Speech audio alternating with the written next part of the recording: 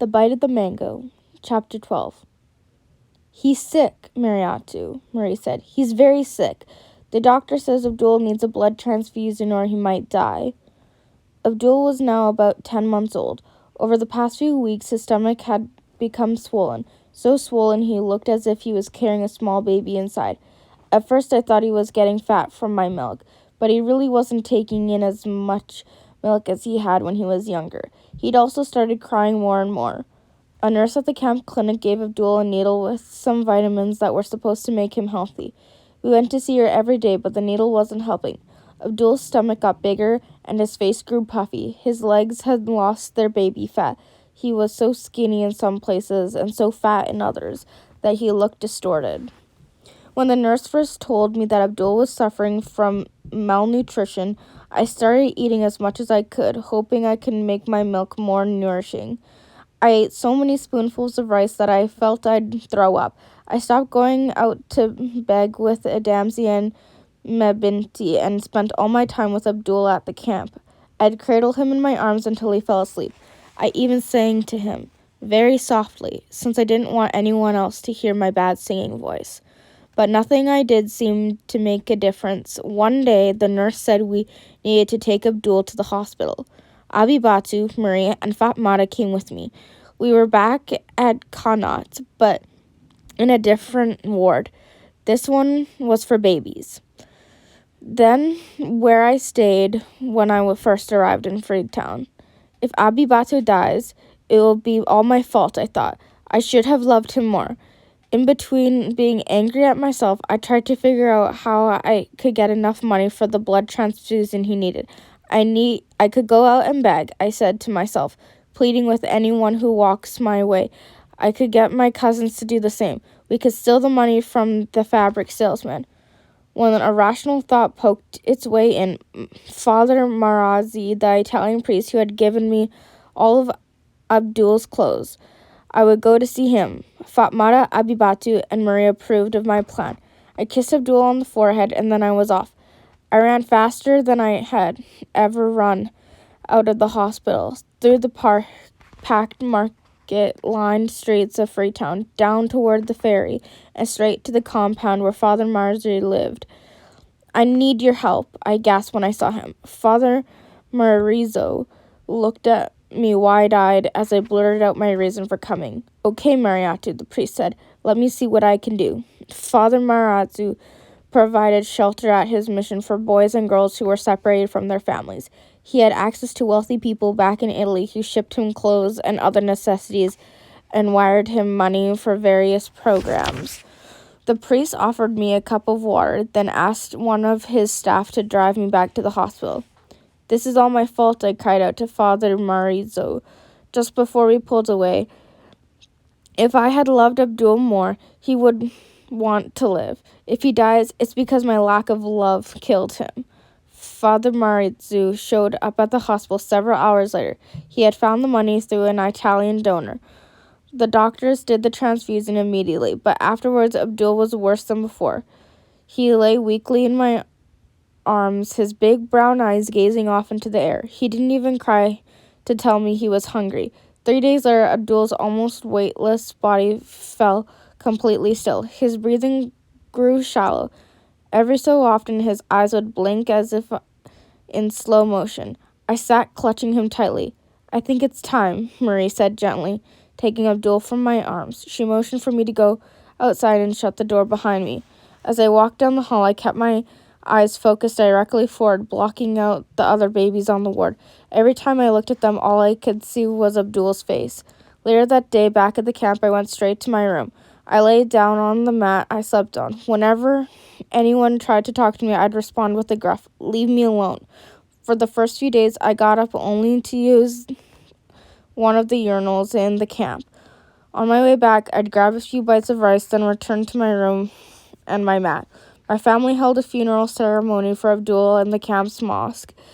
The imam recited a prayer, and one by one my family asked for blessings. I sat motionless, listening, but not really hearing. Whenever we were supposed to recite a passage from the Quran, I did so under my breath. Allah, I said in my head, help make me a better person. In the weeks that followed, I spent all my time sleeping. Abibato, Fatmata, and Marie tried to console me many, many times, bringing me plates of rice and vegetables that I pushed away. Marie told me stories about Megbaru. We'll go back one day, she said. You wait and see. We'll be back in Megbaru very soon. Abibatu often scolded me. You have to pick yourself up, or else what's the point of living? Those rebels should have killed you right then and there. Fatmata, who, along with Abdul, was living part of the time at the camp now, took a different approach. There are still lots of things to be hopeful for, Mariatu. Like what? I grumbled. All I could see before me was a life of begging and depending on others for my survival. The best thing I could do for my family would be to move away. But where? My sleep was haunted by images of Abdul. I'd have conversations with myself in my dreams. Abdul was a person. He understood I did not love him. He knew I did not want him, so he left the world. I hear Abdul crying, and I'd wake with a start. Relief swept through me until I realized I'd been dreaming. A frequent dream was feeling Abdul lying on my stomach. I'd awake hugging him, only to find out he was not there. Abibatu and Marie did all of Abdul's clothes and toys and gave them back to Father Marizo. Soon all was left to remind me of him was the long scar on my stomach. When his knowledge hit me, I cried for nearly half a day. I cried until I had nothing left in me, then fell into one of my fitful sleeps. In the dream that followed, Salier came to me a second time. He sat down beside me, as he had in the dream after I first learned I was pregnant. Are you mad at me? I asked him. Of course not, he answered. But I killed Abdul. No, you didn't, he replied. You were too young, Mariatu. What I did to you was selfish. I am sorry for the pain I have caused you. Abdul is with me. Abdul suddenly appeared, sitting on Salier's lap. He was wearing such a big smile. I could see his two bottom teeth. They had come in just before he got sick. Abdul looked like he had before the illness, with his fat legs and arms, normal-sized stomach, and round, happy eyes. Everything will be fine from now on, Salier said, standing up with Abdul in his arms. Don't blame yourself again for Abdul's death. It was the last time I ever saw Salier. I wish I could have taken comfort from Salier's words, but I couldn't. I hated him for what he had done to me, and I missed Abdul. Nonetheless, the morning after my dream, I did feel a lightness I hadn't experienced in a while. I woke early, washed my face, changed into a clean t-shirt, and wrapped my skirt, brushed my teeth with a chewing stick, and went down to the clock tower with a damsey. I didn't say much to her, though she tried to talk to me.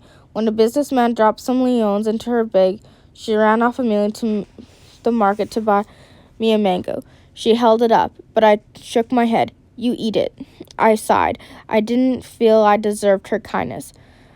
I trudged along the streets, my black plastic shopping bag held low by my side. I didn't make any money that day, but the next day I lifted my bag a little higher, and by the day after that I was talking to Damsey again. I got accepted into a program, she confided as we walked home one afternoon. I might be going to Germany. I was excited for her. I was happy for all the children at the camp who were taking part in programs with foreign non-profit groups. The camp official had been right when he said that people in the West were becoming interested in Sierra Leone. It isn't an adoption program, Adamsi continued, sighing a little. I'll only be going to Germany for a little while, to go to school. Where is Germany? I asked her. Germany is in Europe, she replied, pointing north as if this place called Germany was just beyond Freetown's mountains. It's supposed to be green. Oh, I said, looking down. I suddenly realized what her leaving would mean to me. Don't worry, Adamsi said. She stopped and wrapped her big arms around me. She was about to let go when I found myself pulling her in tight. I held on to her for a long time, burrowing my face into her soft, fleshy shoulder. She smelled like grass, and that reminded me of Megbrew. I wanted to go back there, back to the time when Adamsi Mariatu and I would play with stilts and make mud pies, and we'd try to get Marie to eat. The following Saturday, another girl named Mariatu, who lived in the camp, popped by to see me. Mariatu was the same age as me. She looked like me too, and we had no hands. Rebels had attacked her when they invaded Freetown. We didn't go begging on the weekends, since the business people didn't work then. The people who filled Freetown's bustling streets on Saturdays and Sundays were mostly poor villagers from the countryside escaping the war. They would ask us for money, so it was pointless to go to the city. Weekends were spent hanging around the camp, cleaning a few clothes we owned, grinding cassava, and hearing about the war from others. I knew this other Mariatu quite well because she often joined Adamsi and me for begging. Now she sat down beside me as I finished breakfast. Victor thinks it would lift your spirits if you came out to the theater troupe, she announced. Mariatu had tried to get me to join the camp's theater troupe before I gave birth to Abdul. She even taken me to one of their rehearsals when I was about 8 months pregnant. The troupe had about 25 members, all of them wore amputees.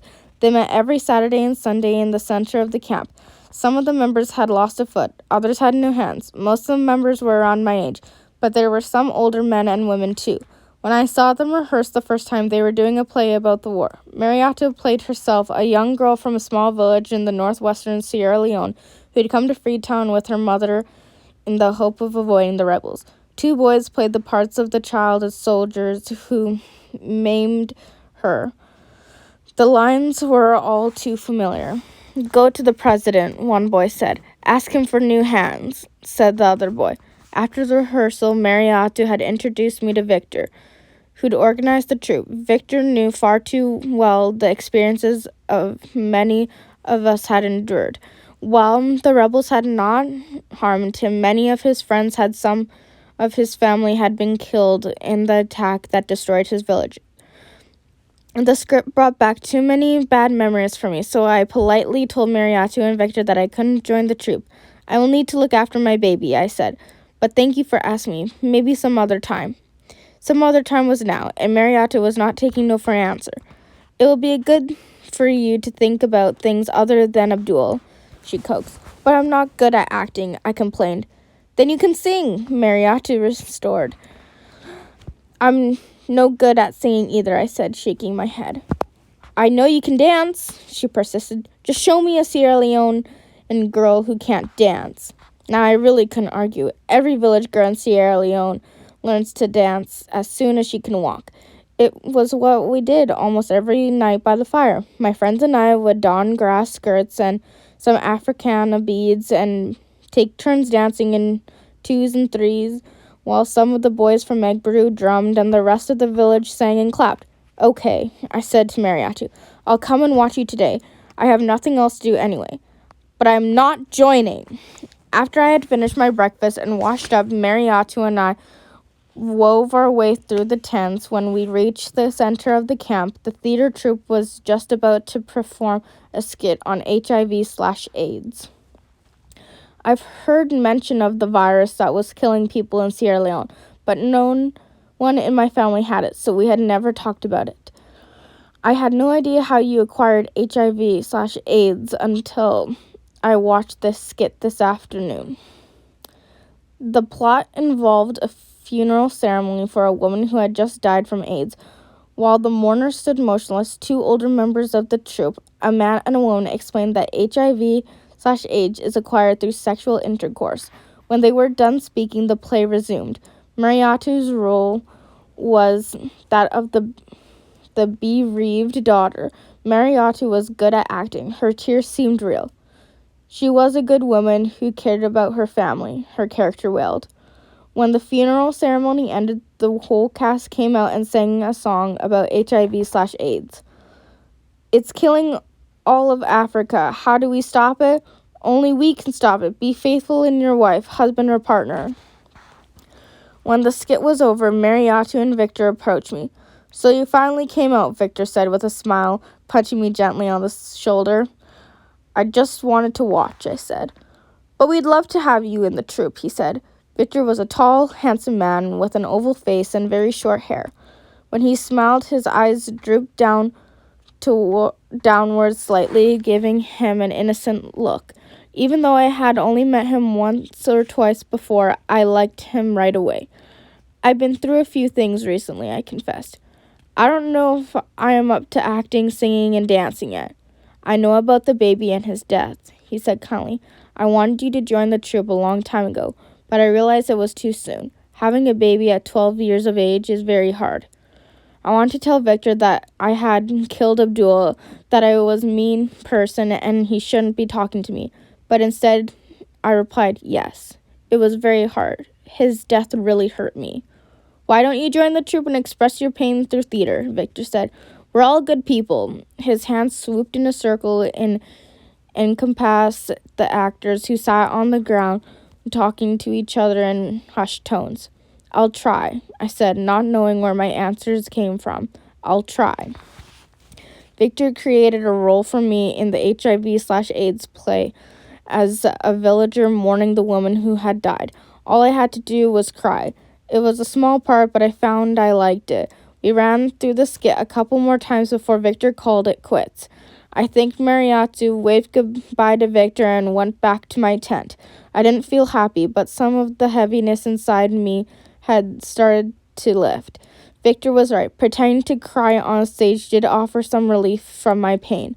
The next Sunday, I returned to the theater troupe. I didn't tell anyone in my family where I was going, just that I would be back later. Don't worry about me, I yelled. The following weekend, I went to the theater troupe again. After we'd run through the skit a few times, we danced and sang. Some of the boys brought out drums. Even though they had no hands, they could still drum like nothing had happened to them. I found myself swaying to the music and singing the chorus of some popular Temne songs. By the time we were done, it was dinner time. Victor walked with me back through the camp. On my way, we passed by his tent. His wife had prepared a plate of rice and vegetables, and Victor invited me to eat with him. I was raped, I whispered halfway through the meal. I know, was his reply. Should I get tested for HIV/AIDS? Yes, Mariatu. He said yes.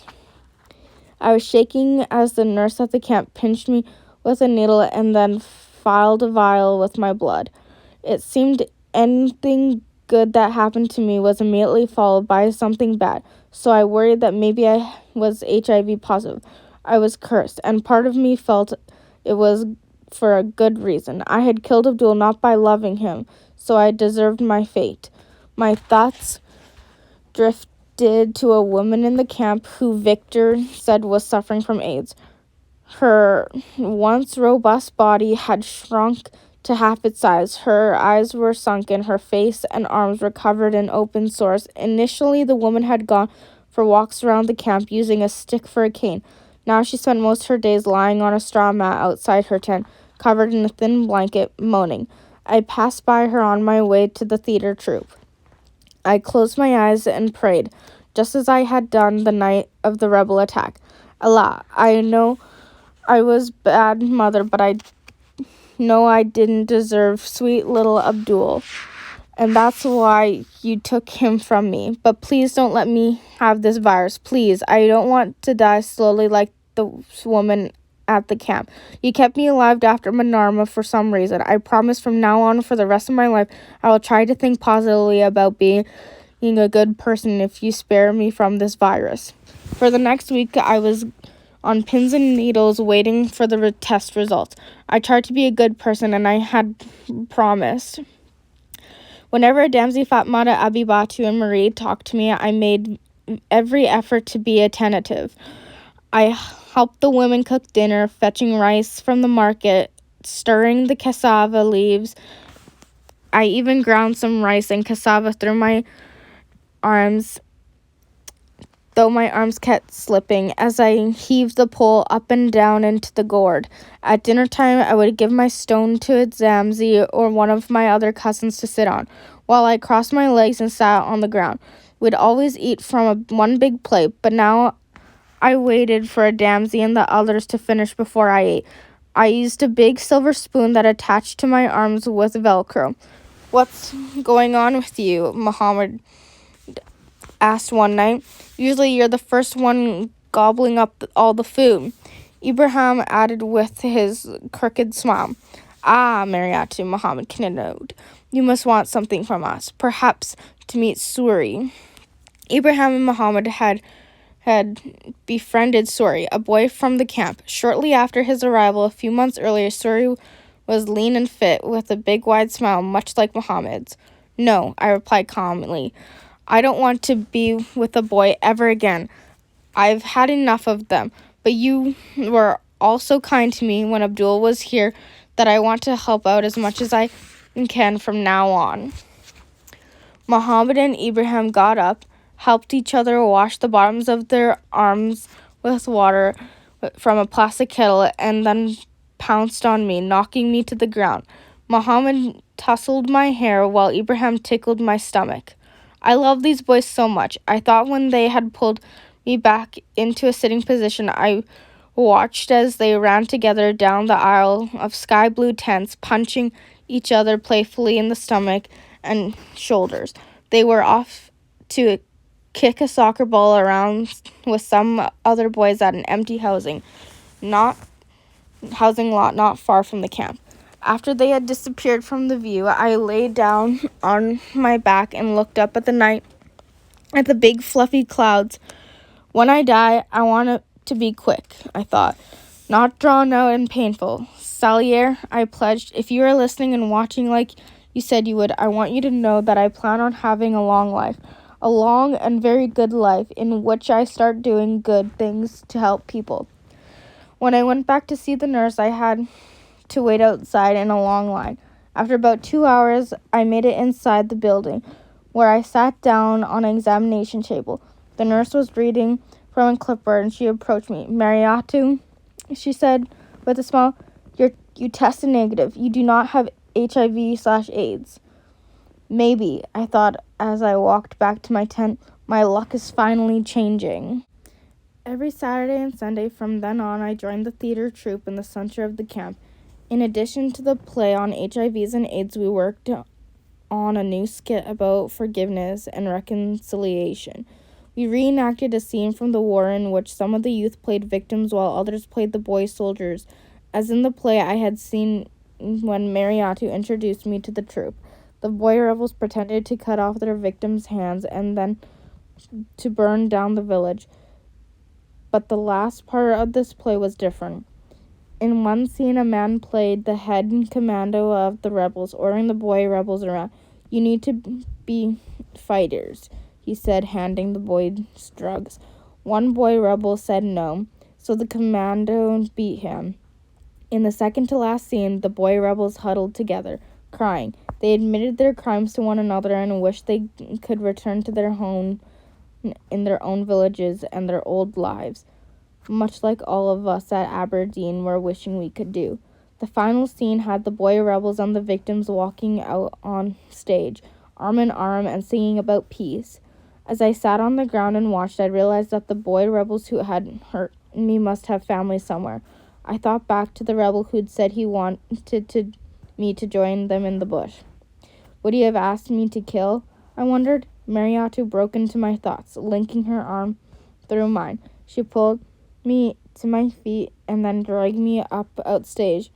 It's time to dance, she sang out. The boys started drumming, just like boys did back in Megbrew. 2 girls at a time came forward and did a dance duet. The rest of us sang and swayed to the rhythm and beat.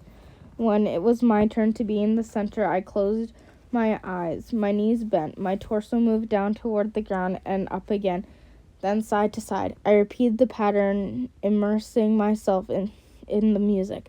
I felt really alive for the first time in ages. On Sunday, just as we ended our practice for the day, Victor motioned for us to be quiet. I have something to tell you, he said. He paused, keeping us in suspense. Come on, Victor, spit it out, Mariatu implored. We're going to perform in public, he announced, his eyes bright. Oh, that's all? Mariatu said, rolling her eyes. Who's visiting the camp this time?